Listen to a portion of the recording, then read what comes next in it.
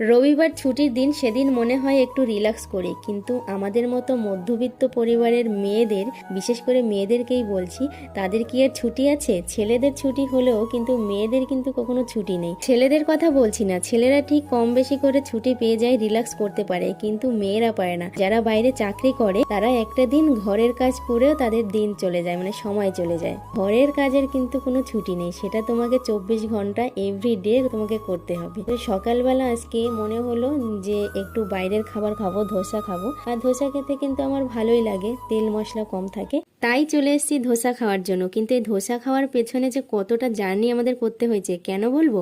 আমরা যেই গাড়ি নিয়ে বেরিয়েছি সঙ্গে সঙ্গে বৃষ্টি শুরু হয়ে গেছে। ভাবলাম আবার বাড়ি ব্যাক করে চলে আসবো, তারপর আবার ডিসাইড করলাম যে না, বেরিয়েছি যখন একটু ঘুরেই আসি। 3-4 বার দাঁড়িয়ে দাঁড়িয়ে, মানে বৃষ্টি হচ্ছে দাঁড়িয়ে পড়ছি, আবার বৃষ্টি হচ্ছে দাঁড়িয়ে পড়ছি, এই করছি। মানে একবারে বৃষ্টিটা হচ্ছেও না আবার থামছেও না, মানে ঝিরিঝিরি হয়েই যাচ্ছে। জামা কাপড় শুকনোই আছে, খুব একটা ভিজে যায়নি। তো আমরা খেতে থাকি, তোমরা ততক্ষণে একটা কমেন্ট করে দিয়ে যাও। চলো বাই, টাটা।